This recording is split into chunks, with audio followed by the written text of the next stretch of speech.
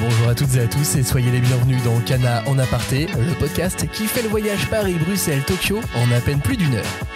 Dans cette émission, il va être question de manga et d'histoire du Japon, car on se concentre sur la sortie de Blue Wolves de Tsuyoshi Yasuda, auteur également du manga Days. En s'intéressant cette fois à une période trouble de l'archipel japonais, le milieu du 19e siècle, le mangaka déploie un scénario à la croisée des genres. Pas complètement historique, pas 100% samouraï, pas totalement initiatique, ce récit d'aventure plonge les lecteurs dans un scénario au rythme surprenant. Shinsengumi, traité inégaux, mi-bourreau et sens de la justice, c'est ce que l'on vous propose dans cette émission. Alors venez avec moi à Tempo, le nom des bureaux parisiens des éditions Kana, pour une heure de passion, de discussion et de découverte. Je suis Maxime Bender et j'ai hâte de partager tout ça avec vous et avec nos invités Timothée Guédon et Philippe Peter. Il y a du suspense, on a envie d'avancer dans la lecture de la série. On se laisse happer par l'histoire très, très facilement. Je me suis laissé porter par le personnage de Nyo qui est un personnage très fort. Il y a quand même forcément un boulot de documentation conséquent avant de se lancer dans ce genre de récit. Pour nous éclairer aujourd'hui, Philippe Peter, journaliste spécialisé en bande dessinée. Bonjour Philippe. Bonjour. Ça fait longtemps toi que l'histoire ou même l'histoire du Japon t'intéresse ? Alors l'histoire c'est une vieille histoire, c'est une histoire familiale, et l'histoire du Japon, oui, et notamment via les films de Kurosawa à l'époque qui m'ont fait découvrir ça. Également avec nous pour cette émission, Timothée Guédon, éditeur aux éditions Kana et donc éditeur de Blue Wolves et donc de mangas de samouraï en tout genre comme Gintama par exemple. Salut Timothée. Bonjour. Cette figure de samouraï dans le manga, c'est quelque chose que tu apprécies toi personnellement ? Oui, et pas que dans le manga, la figure du samouraï au sens large, voilà, ces personnages avec leur code d'honneur, ces katanas, et ces techniques, ça marque, et ça nous suit, je crois, de nombreuses années. Dans cette émission, on parle donc du manga Blue Wolves et de Tsuyoshi Yasuda, son auteur. Le résumé, il ressemble à ça. C'est un manga qui se déroule à Kyoto en 1863, une date importante à noter. Tsuyoshi Yasuda, il met en scène un jeune orphelin qui travaille dans une taverne, il s'appelle Nyo, et un jour, il tombe sur deux clients très singuliers qui portent fièrement leur sabre et ont un drôle d'accent. Ce sont deux mi-bourreaux, des ronins à la réputation sulfureuse. Et s'ils sont à Kyoto, ce n'est pas un hasard. Ils sont venus avec pour mission d'assurer la sécurité des habitants de la ville. La détermination qu'ils vont voir en Nyo les pousse alors à proposer à l'adolescent d'intégrer les mi-bourreaux, de devenir un loup. Il perfectionne alors son physique tout en s'interrogeant sur son sens de la justice. Il espère pouvoir aider les plus faibles, mais le contexte social et politique du Japon vont le rattraper peu à peu. Quel a été, l'un comme l'autre, votre premier sentiment à la lecture de cette œuvre ? Moi, j'ai retrouvé des souvenirs, on en parlait tout à l'heure, des souvenirs plutôt de cinéma du coup, de Kurosawa, même si Kurosawa, les films de sabre de Kurosawa les plus célèbres se déroulent plutôt durant l'ère Edo. Mais il y a cette ambiance-là, en fait. On sent pas encore tout à fait, sauf si on est, je pense, parfaitement au clair avec l'histoire japonaise, on sent pas encore dans les deux premiers volumes de Blue Wolves qui sont sortis, on sent pas encore cette fin de cycle et cette fin d'époque, puisque le Japon va passer très très vite va changer très très vite dans les années qui suivent. Et donc il y a ce côté un peu nostalgique qui m'a beaucoup plu. Et toi Timothée ? Moi, j'ai d'abord été marqué par le trait de Yasuda, avec un dessin avec énormément de traits et peu de trame finalement, et qui, je trouve, se mariait bien avec la période, la thématique. Et le héros, le personnage de Nyo, qui est un enfant, mais qui est entouré principalement par des adultes. Et donc ça aussi, ça m'a interpellé et intrigué. Et vous aviez, tu en parlais à l'instant du contexte historique, Philippe, tu l'avais en tête, ta première lecture, tu as réussi à resituer tout de suite ? Ouais, j'ai dû faire quelques petites recherches, hein, pour être tout à fait honnête, parce que c'est vrai que je sais pas si on va en parler tout de suite ou si on en parlera plus en détail après, mais c'est une période qui est très compliquée. Donc non, j'ai pas à la première lecture, j'ai pas cherché à tout de suite savoir exactement quels étaient les tenants et les aboutissants du contexte historique. Je me suis laissé porter effectivement par le personnage de Nyo qui est un personnage très fort et qui part très vite, qui devient très fort très vite. il y a une séquence, de bascule, je dirais, quand il a cette révélation et qu'il veut absolument suivre les deux mi-bourreaux, les deux clients de cette taverne. Et donc on se laisse, enfin moi en tout cas, je me suis laissé très vite embarquer par ce personnage. Le contexte historique, c'est venu après pour en savoir plus, pour mieux comprendre tous les tenants et les aboutissants de l'histoire.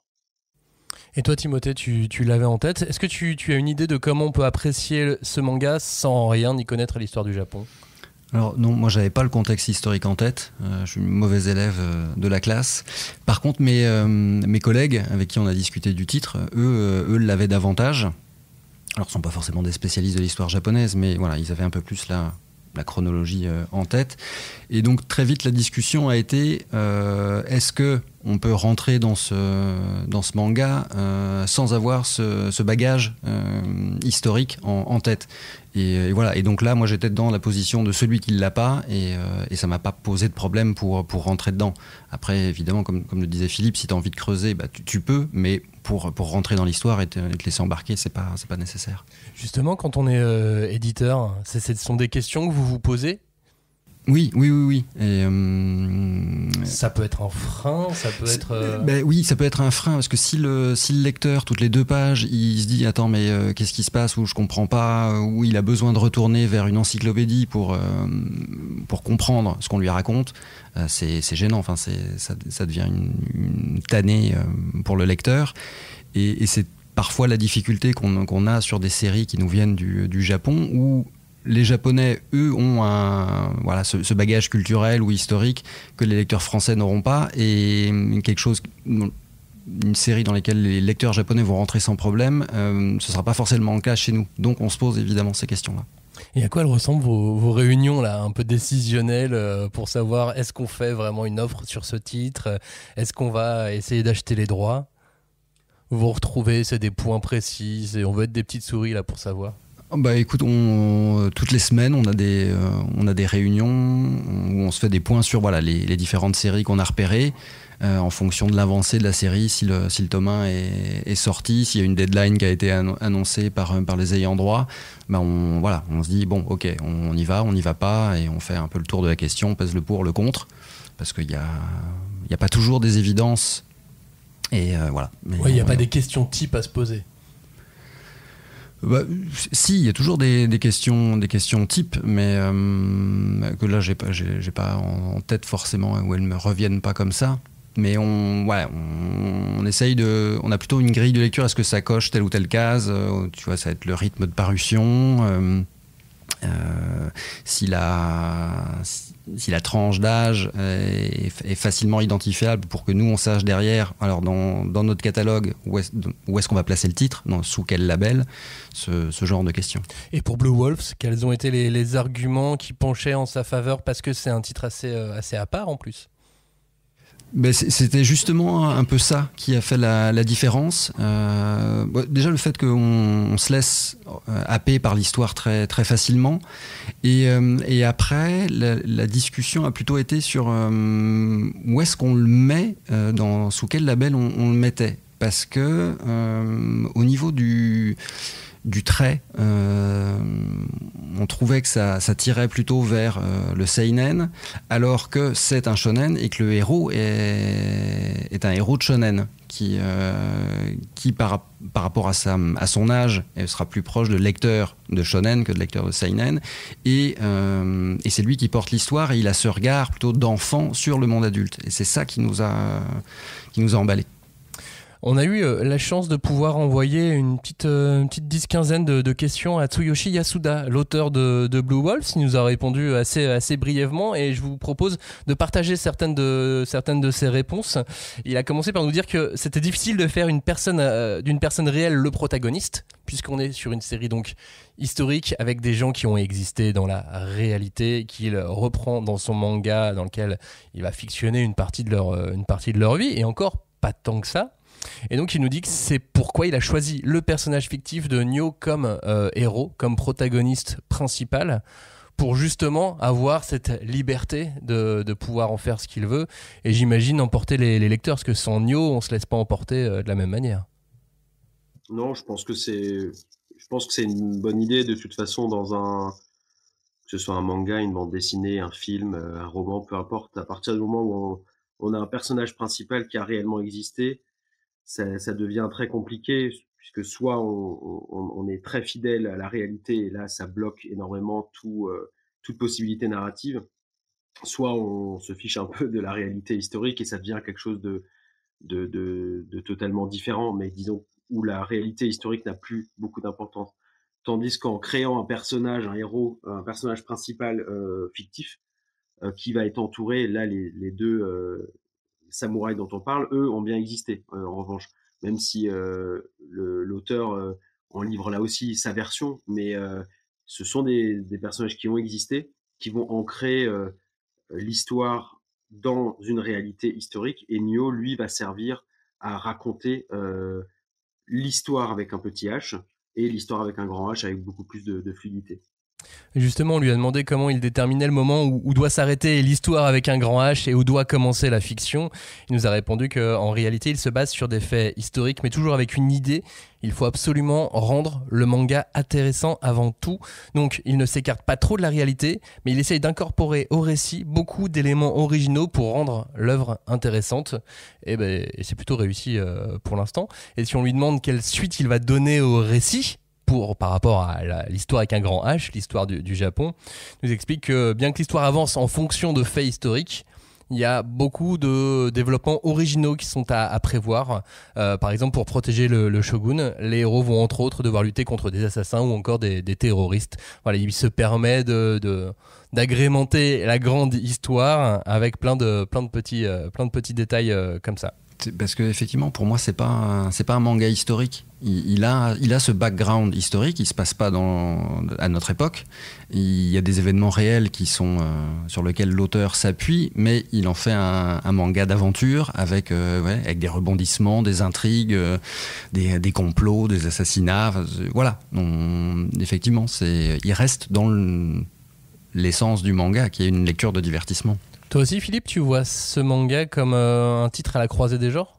Ouais, je pense que ça dépend de l'approche qu'on a, ça dépend ce qu'on recherche, mais je pense que ce manga offre à la fois effectivement toutes les qualités d'un manga, d'un shonen, même s'il tire un peu vers le seinen, mais enfin il a ces qualités-là, ces qualités narratives, il y a du suspense, on a envie d'avancer dans la lecture de la série, et en même temps, si effectivement on s'intéresse au contexte historique, c'est ce qui est mon cas parce que c'est comme ça, j'y peux rien. Et ben je pense qu'on y trouve aussi pas mal d'éléments et qui vont naturellement nous inciter ensuite, si on le souhaite toujours, à aller chercher ailleurs plus d'informations. On peut pas. Je pense qu'effectivement, comme le disait Timothée, c'est pas une bonne idée de faire d'un manga une encyclopédie historique. Ça devient illisible, surtout sur cette période. Et pour ceux qui n'ont pas lu le manga, est-ce que justement tu peux nous en dire un peu plus sur cette partie historique, cette histoire de traités inégaux dont il est question dans le manga ? Alors en fait, l'histoire se déroule en 1863. Alors à l'époque en France, c'est le Second Empire.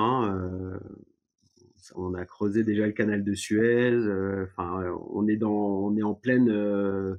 C'est déjà. Ouais, on est en plein milieu de la révolution industrielle. Donc au Japon, c'est la fin de l'époque de l'ère Edo, donc du Japon médiéval. Cette époque est très compliquée d'un point de vue historique, parce qu'il y a différentes factions politiques qui s'affrontent. Donc, en gros, pour faire court, il y a le shogunat qui détient le pouvoir effectif au Japon. Je fais court parce qu'en fait, il y a des clans qui s'affrontent pour le leadership au sein du shogunat, donc c'est pas aussi simple que ça. Et donc il y a d'un côté, on va dire, le shogunat, et l'empereur qui, lui, n'a finalement à l'époque qu'un rôle de représentation. En tout cas, il n'a pas de rôle politique majeur. Et la période durant laquelle se déroule Blue Wolf, c'est une période, c'est l'époque, enfin quelques années avant, les Américains en fait sont arrivés. Il y a une expédition américaine qui s'appelle l'expédition Perry en juillet 1853 qui a qui a approché les côtes du Japon et qui va complètement bouleverser le Japon de l'époque. Et alors je vais essayer de faire court du coup parce que là ça va faire long sinon, mais en clair, ils vont forcer il y a un refus de la part des autorités japonaises, que ce soit le shogunat ou l'empereur, de laisser venir ces étrangers, parce qu'à l'époque le Japon vit en autarcie. Et les Américains, suivis des Européens bien sûr, vont forcer la main aux Japonais, parce que le Japon est un grand pays, une grande population, c'est donc un marché qui est intéressant, à la fois pour des produits occidentaux, mais aussi pour des produits japonais. Et donc il y aura une série de traités qui vont être signés et qui vont être appelés donc ça ils sont signés et ratifiés entre juillet et octobre 1858 et on les appelle les traités inégaux parce que effectivement il n'y avait pas de compensation pour le Japon, mais du côté occidentaux il y avait l'obligation pour les Japonais d'ouvrir leurs ports au commerce extérieur. Des droits de douane très faibles, l'obligation de laisser des marchands occidentaux s'installer au Japon, etc., etc. Donc, quand on dit traités inégaux, c'est vraiment ça. C'est-à-dire qu'il y a d'un côté les Occidentaux qui obtiennent des droits et de l'autre les Japonais qui n'en obtiennent pas, en fait, de facto. Et c'est ce qui nous emmène au premier volume de Blue Wolves, qui démarre donc en 1863, au point de jonction de toutes ces affaires d'État et cet ordre d'expulsion des barbares, c'est ça ? Ouais, alors du coup, ce qui se passe, c'est que à l'époque, quand l'expédition Perry arrive, puis quand ces traités sont signés, c'est le shogunat qui décide, hein, puisque c'est lui qui a le pouvoir effectif. Sauf que le shogunat est contraint et forcé de signer ces traités. Ça l'affaiblit vis-à-vis de l'empereur, qui à l'époque se dit il y a peut-être une possibilité de repasser de reprendre le leadership au shogunat. Alors l'empereur est tout autant contre ces traités, donc ça leur fait un point commun. Mais l'empereur va jouer la carte. En fait, c'est un début c'est pas une guerre civile encore, mais il y a vraiment des affrontements politiques. Et donc l'empereur va prendre la parole, ce qui n'était à l'époque pas normal. C'est-à-dire que l'empereur restait vraiment en retrait dans la vie politique japonaise. Et lui, il va animer un sentiment anti-étranger, donc qui se base sur une idéologie qui s'appelle l'idéologie Sono-Yoi. Et donc l'empereur Komei, lui, adhère totalement à cette idéologie, et il prononce en mars 63 un ordre d'expulser les barbares étant en fait tous les non-japonais. Et cet ordre-là ne sera jamais appliqué, puisque l'empereur ne peut pas faire appliquer cet ordre-là, puisqu'il n'en a pas les moyens. Mais le shogunat ne l'appliquera pas non plus. Mais il y aura quand même il y aura des révoltes. Il y a un marchand anglais qui sera assassiné. Il y a des marchands étrangers qui seront molestés. Il y a des dépôts qui seront incendiés, des choses pillées, des choses comme ça. Mais au final, cet ordre-là est plus symbolique qu'autre chose, puisque ça n'a pas empêché les Occidentaux ensuite de s'installer durablement. Mais je comprends pourquoi autant d'auteurs de manga, et pas que de manga d'ailleurs, autant de mangaka s'intéressent à cette période de l'histoire, parce qu'elle a l'air riche en événements en un temps très très court et en événements importants. C'est assez incroyable, et ça fait voilà, un super fond pour développer un manga comme le fait Tsuyoshi Yasuda. C'est d'ailleurs un manga que vous suivez depuis longtemps chez Kana ou pas ? Non, pas... non. On savait effectivement qu'il était l'auteur de la série Days, une série de sport, une série longue chez Kodansha. Donc bon, voilà, on avait ça dans un coin de notre tête, mais assez loin. Et c'est vraiment avec le début de Blue Wolves, Ao no Iburo en japonais, qu'on est revenu, qu'on s'est réintéressé à son travail. Eh bien, je vous propose maintenant une petite biographie de Tsuyoshi Yasuda pour savoir exactement qui il est.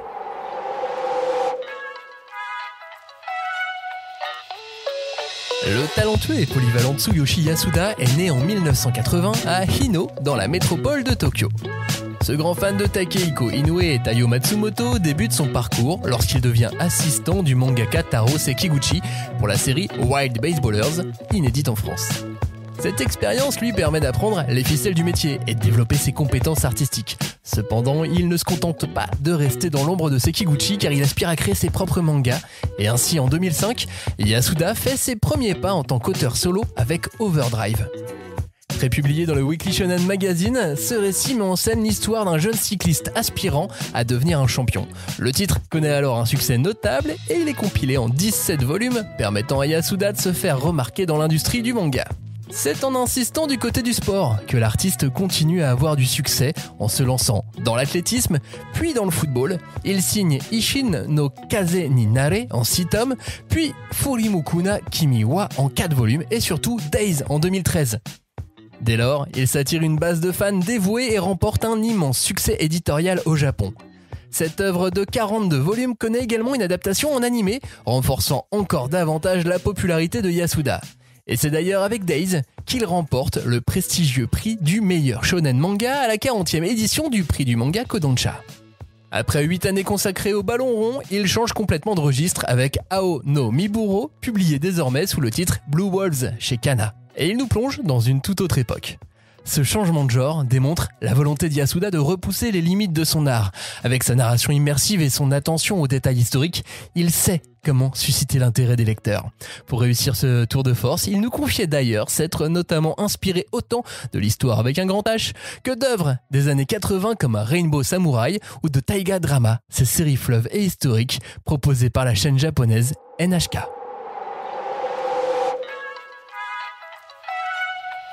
Tsuyoshi Yasuda, donc, dans l'interview qu'il nous a accordée, il explique aussi que par rapport à ses précédentes œuvres, c'est un manga beaucoup plus amusant à dessiner, mais en même temps assez difficile, et ça on le comprend aisément, notamment pour la partie historique.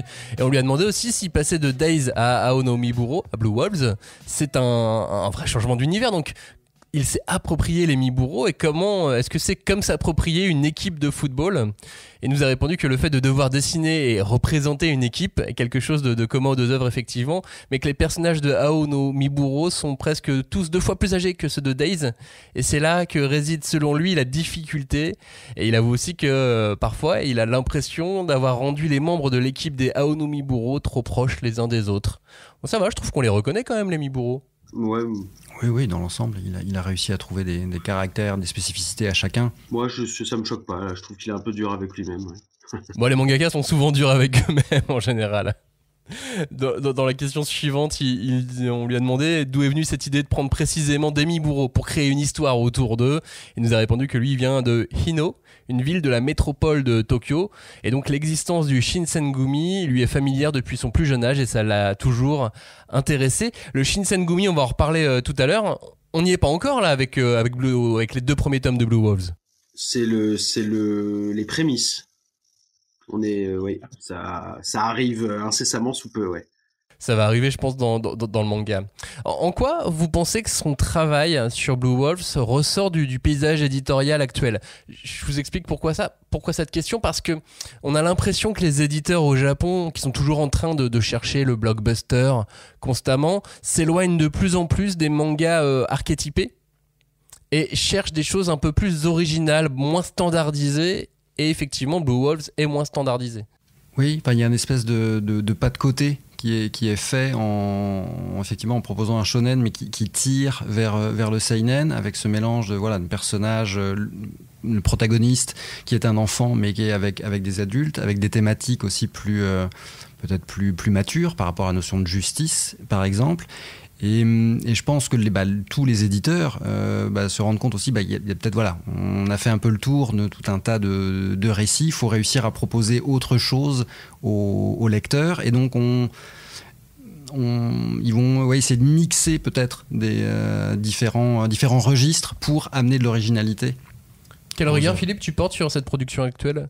Alors, je lis certainement moins de mangas que Timothée, mais par rapport à mes lectures, par rapport aux thématiques et par rapport aux genres qui sont abordés, de mon expérience, je trouve qu'effectivement c'est assez original. C'est peut-être un retour en arrière, mais ça peut être perçu comme négatif, mais dans le sens où c'est pas forcément un genre et un sujet qui à l'heure actuelle est particulièrement porteur. Et moi, la deuxième chose, donc ça je trouve ça intéressant de de prendre ce risque-là d'un point de vue éditorial ou même en tant qu'auteur. Et la deuxième chose, c'est que je trouvais que, par rapport à ce que disait Timothée sur le fait que ce soit un shonen qui tire vers le seinen, je trouve que ça se ressent beaucoup au niveau du trait, clairement. Là, je parle vraiment d'un point de vue purement graphique et au niveau du découpage. Je trouve que c'est un découpage qui est beaucoup moins nerveux, beaucoup plus posé qu'un shonen, on va dire, classique, qu'on tire plus là effectivement vers un seinen, où on essaye moins d'épater le lecteur avec des grands effets et plus avec un découpage voilà classique, plus classique on va dire. Est-ce que ça correspond aussi peut-être au protagoniste qui est Nio, qui est finalement plus posé ou plus malin, plus intelligent que beaucoup d'autres enfants? Est-ce que c'est peut-être pour ça qui... Certainement. En tout cas, je trouve que c'est cohérent avec effectivement avec le personnage, avec l'ambiance. Je suis toujours impressionné par cette faculté qu'ont les auteurs déjà à s'approprier des univers à ce point-là. Alors d'ailleurs, on parle d'auteurs, mais c'est souvent des duos éditeurs et auteurs.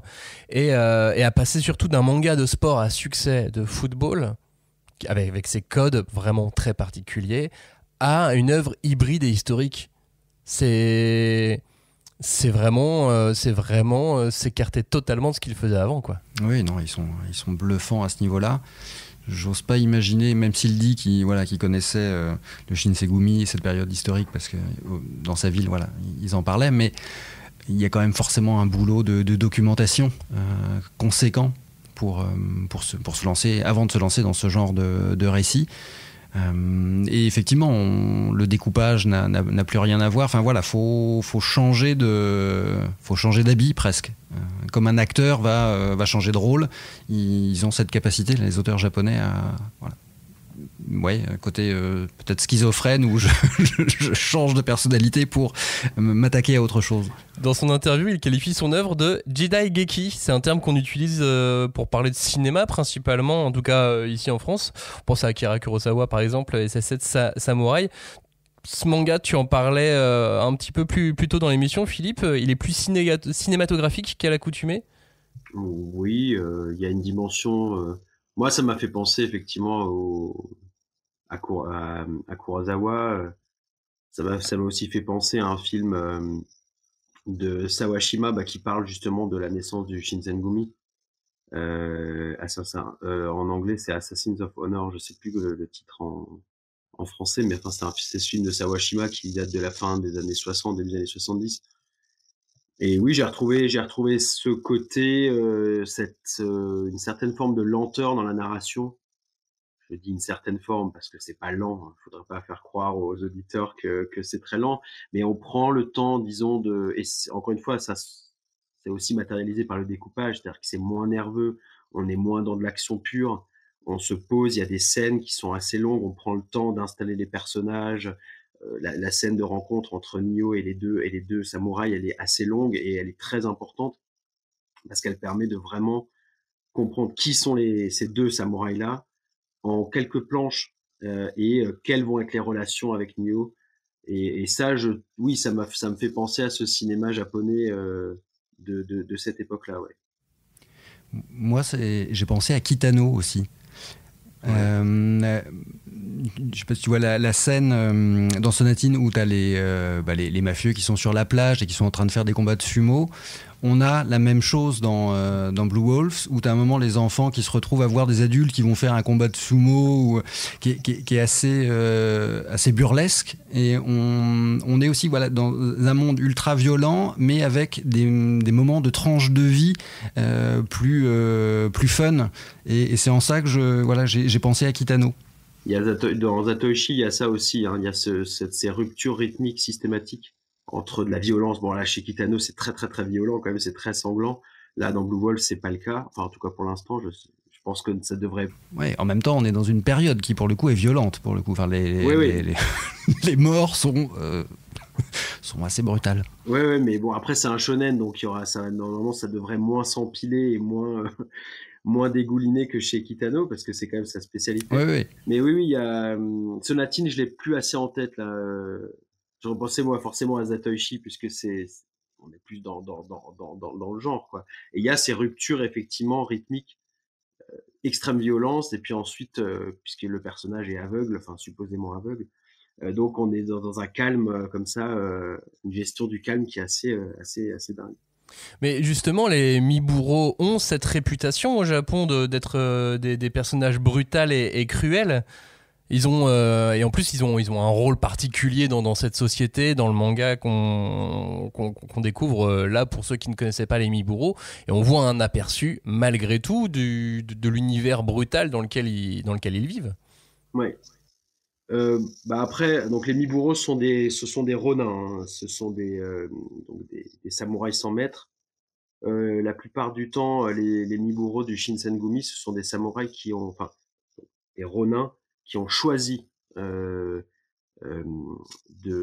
devenir des ronins pour des raisons effectivement politiques. C'est-à-dire, c'est ce dont on parlait tout à l'heure, cette opposition entre le shogunat et l'empereur. Après, les réputations, on les défait. Les Miburo, on les a souvent présentés effectivement comme des gens brutaux, cruels, etc. Alors c'est une réalité parce que ils s'étaient retrouvés, notamment, c'est à cette époque-là que commence Blue Wolves finalement. Ils se retrouvent, eux ils sont de Edo, donc de l'ancienne Tokyo. Ils se retrouvent à Kyoto. Ils sont désœuvrés. Ils n'ont pas vraiment de leader encore à ce moment-là. Il faut bien qu'ils vivent, il faut bien qu'ils se nourrissent, etc. Ils ont un certain statut, un certain rang. Faut pas oublier qu'on est au Japon encore de l'époque médiévale, donc les rangs sont importants. Enfin, il y a tout un tas de raisons qui font qu'effectivement il y a du racket qui se développe. Et les deux personnages qui accompagnent Nioh sont aussi des Miburo et sont là pour un peu faire remettre de l'ordre dans tout ça, quoi. C'est ça leur rôle, et ça c'est effectivement historique. C'est documenté. Ouais, il y a un petit côté police, mais sans capitaine. Ouais, c'est un peu ça. C'est encore une fois, la période est tellement trouble que les alliances, il y a des retournements d'alliances assez réguliers. Donc oui, c'est trouble, et forcément dans ce genre de période, ce genre de période est propice à des comportements que l'on n'attend pas de samouraï ou de ce type de personnage. Tsuyoshi Yasuda nous disait dans son interview qu'avec son éditeur, ils ont réfléchi à différentes idées de titres. Et aujourd'hui encore, ce titre Ao no Miburo ne lui semble pas être un titre parfait. Cependant, il n'y a aucun titre qui lui a fait dire on aurait dû choisir celui-ci. Donc il pense que Ao no Miburo était celui qu'il fallait. En France, ce titre s'appelle Blue Wolves. C'est un titre international ou c'est vous qui l'avez choisi ? Non, c'est nous qui l'avons choisi. Parce que traduction littérale serait les loups de Mibu, et on avait peur que un titre avec loup fasse trop enfantin par rapport à la thématique de la série, et on est parti du coup sur c'est trouver un titre anglophone pour sortir de ce qui nous coinçait avec Lou, qui avait tendance à nous ramener vers trop de choses enfantines. Et ça a été accepté tout de suite par l'équipe éditoriale japonaise, et donc j'imagine l'auteur, ce titre. Oui, il n'y a pas eu de discussion, on n'a pas dû argumenter sans cette fois avant. Bon, ça veut dire que du coup ça lui plaisait, c'est ça. Il y a donc aussi ce personnage de Nioh, et on lui a demandé quel était pour Monsieur Yasuda, son rôle dans le récit. Donc il nous explique que son rôle, c'est d'introduire les valeurs modernes dans le récit, chose que ne font pas pour lui les Miburo, et qu'il a choisi une couleur des cheveux différente. Au début, ça devait être les autres personnages avaient les cheveux noirs, donc il a rendu ceux de Nioh blanc pour vraiment marquer la différence. Puis on lui a demandé si l'idée à un moment donné c'était de dépeindre aussi la réalité d'une guerre, cette situation d'enfant au milieu d'un monde d'adultes avec d'autres préoccupations. Et il nous a expliqué qu'il a plutôt dessiné en imaginant des personnes vivant à une époque où la mort fait partie du quotidien, et parmi ces personnes donc des enfants et ce personnage de Nio qui est intriguant comme personnage. On parvient pas encore à voir quel va être son destin précisément. Il y a cette idée du sens du mot justice, mais ça reste un enjeu vague malgré tout. Oui, moi, pour l'instant, je le perçois comme ce personnage qui va servir un peu de garde-fou aux adultes. On décrivait ces adultes qui peuvent être violents et ce monde qu'il est, ouais. Et ce monde qu'il est. On veut ramener la justice, l'ordre, mais c'est très facile de basculer de l'autre côté dans une espèce à son tour de violence par rapport aux autres citoyens. Et c'est ce que dit Nio. Dans ce monde, à chaque fois, de toute façon, c'est nous les enfants qui trinquons. Donc voilà, comment il va réussir à changer les choses? Est-ce qu'il va y parvenir? C'est tout l'enjeu de la série. Toi aussi, t'as intrigué le personnage de Nio, Philippe? Oui, parce que sa quête, elle paraît complètement... Enfin, elle est très louable. Et en même temps, elle paraît complètement en décalage par rapport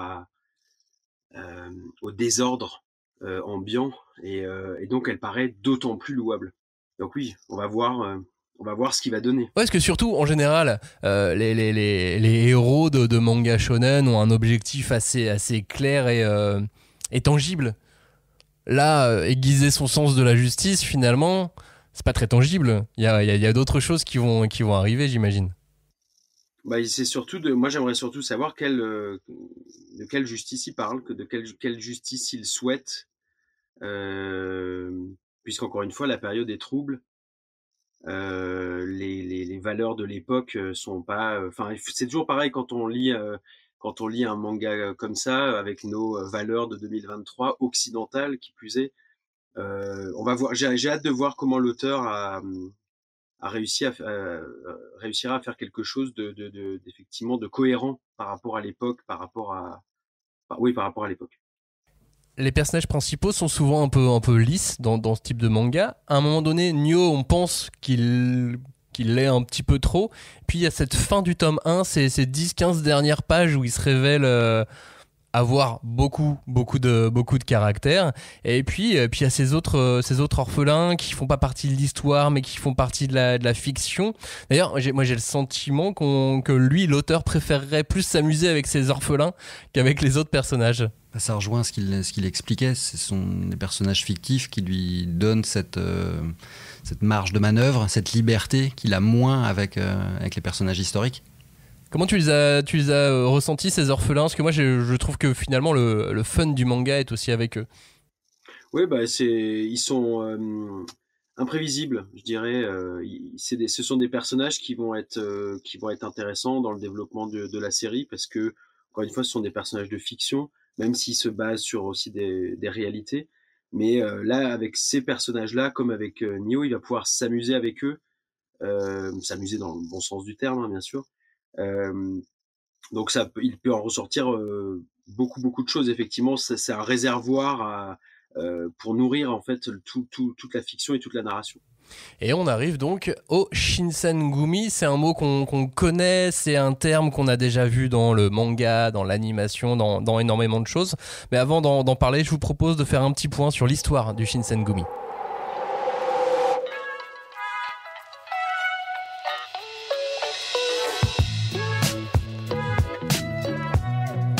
Shinsengumi, derrière ce nom se cache un groupe de samouraïs qui a marqué l'histoire du Japon. À l'époque du shogunat Tokugawa, au 19e siècle, le pays est en plein bouleversement au bord d'une guerre civile. C'est dans ce contexte que naît le Shinsengumi. Littéralement corps nouveau ou troupe fraîche, il a été fondé en 1863 par 13 ronins, des samouraïs sans maître, et ils étaient connus pour traquer les criminels et pour être extrêmement rigoureux dans l'application de la loi. Il s'applique par la suite un code d'honneur et des règles très strictes. Ils avaient des règles pour absolument tout. Comment se comporter, comment s'habiller, comment se coiffer, et même comment tenir leur sabre. Malheureusement, l'histoire du Shinsengumi ne s'est pas terminée sur une note très légère. Avec la fin du shogunat et l'arrivée de l'ère Meiji, les samouraïs ont peu à peu perdu leur place dans la société. Certains membres du Shinsengumi ont continué à se battre pour ce en quoi ils croyaient, tandis que d'autres ont disparu dans les ombres de l'histoire. Les membres du Shinsengumi ont laissé derrière eux un héritage complexe et controversé qui continue d'alimenter les débats historiques de nos jours. Ainsi, certains les considèrent comme des héros, des gardiens de la tradition samouraï et de l'ordre social, tandis que d'autres les voient comme des mercenaires brutaux, prêts à tout pour défendre leurs propres intérêts. Mais une chose est sûre, le Shinsengumi reste un symbole de cette époque tumultueuse du Japon, où les valeurs traditionnelles se heurtaient à certaines idées nouvelles et à une certaine idée du progrès. Ils étaient des hommes de leur temps, avec leurs forces, leurs faiblesses, leurs victoires et leurs défaites.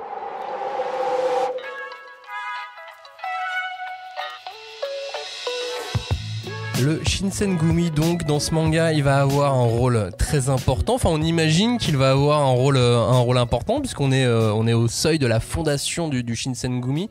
On est à quelques semaines, peut-être quelques mois. J'ai pas la date précise en tête par rapport aux 2 premiers tomes du manga, en tout cas. Et j'imagine qu'il va avoir un rôle de cadre, presque d'école, finalement, pour correspondre un petit peu à certains canons du manga d'aventure. Oui, il va y avoir de ça. Et puis c'est l'école, la maison, le foyer. Il y a ça aussi derrière. Je trouve dans ce groupe d'hommes qui étaient effectivement désœuvrés et qui se rassemblent. Et ça, voilà, on reconstitue une famille. C'est peut-être un bien grand mot, mais un clan.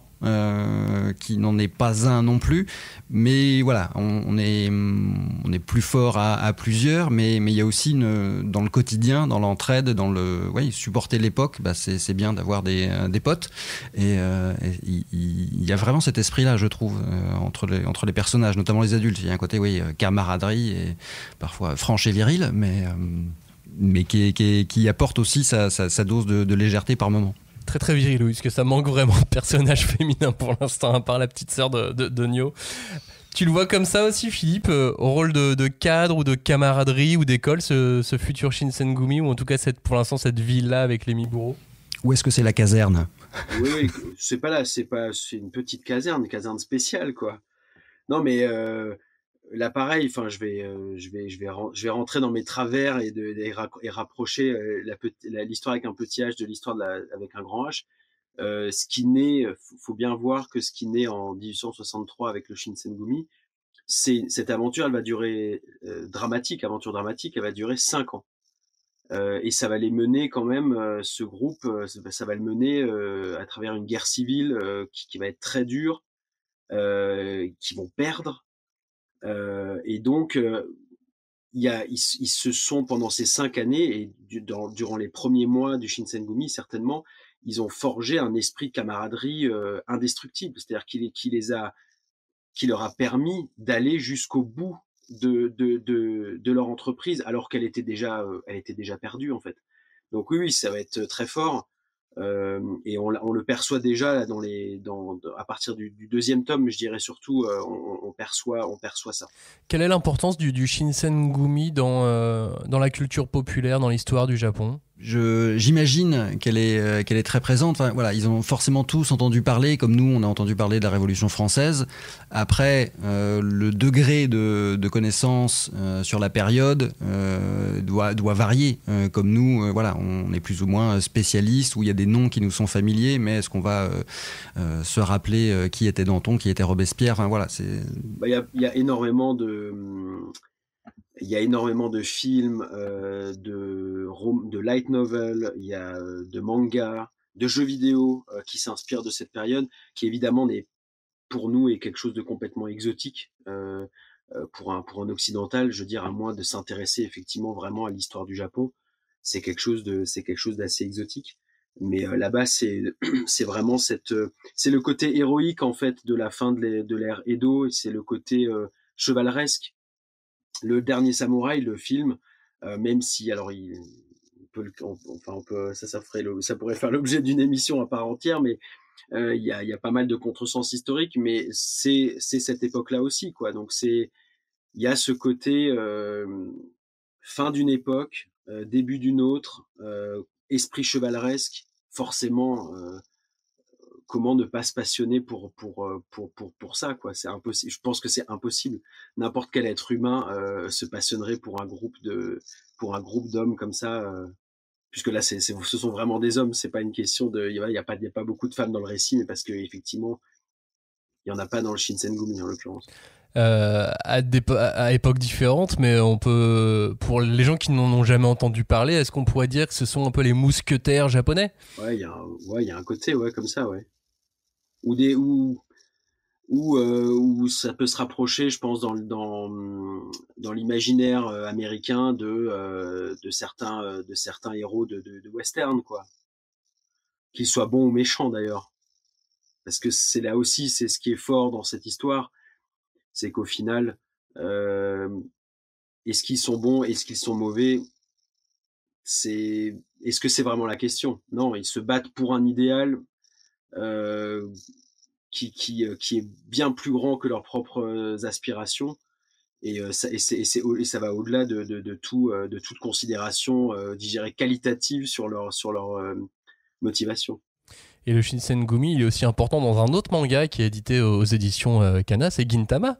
Oui. Toi qui es fan de Gintama, Timothée, tu retrouves le même Shinsengumi, mais alors traité radicalement différemment. C'est l'opposé, où on est dans l'humour et la parodie dans Gintama. Là, on est dans un récit beaucoup plus sérieux. Mais donc c'est très drôle de retrouver des personnages qu'on a croisés dans une autre œuvre et voilà comment un auteur aborde ces personnages-là versus l'autre vision qu'on a pu en avoir précédemment. Tu as pu déjà recroiser là, rien qu'avec les 2 premiers tomes certains personnages ou pas encore? Kondo, oui, ouais. Notamment. Hijikata, enfin oui, on les retrouve très vite quand même. Il y a, dans Gamaran aussi, il y avait des personnages inspirés du Shinsengumi. Parce que il y a tellement de personnages comme Gamaran, c'est un manga tournoi assez qui se passe plus ou moins, même si c'est pas daté précisément, plus ou moins à la même époque. Sauf que il y a une multitude de personnages vu que tout le monde s'affronte et que il a dû en créer plus d'une centaine. Donc il s'est inspiré notamment de certains capitaines du Shinsengumi pour faire certains personnages. Mais c'est vrai que c'est quelque chose qu'on retrouve bien souvent dans le manga et dans la culture populaire japonaise. Tsuyoshi Yasuda, dernier petit point dans l'interview qu'il nous a accordé, il nous expliquait que comme il existe des informations historiques concernant les véritables membres du Shinsengumi, il a imaginé leur personnalité en reprenant cette base historique. Et pour leur apparence, il a repris l'image qu'il se faisait des personnages en y apportant un style un peu plus moderne. Voilà, c'est donc son interprétation, mais il a quand même dû bosser pour retrouver, essayer d'avoir, de s'approcher de la réalité. Graphiquement, ça marche. Hein. Oui, moi je suis fan, donc je ne vais pas dire le contraire. Oui, moi je trouve ça très efficace, très beau. Voilà, il y a effectivement ce que disait Timothée. Il y a un travail sur le trait qui est super intéressant, qui se rapproche.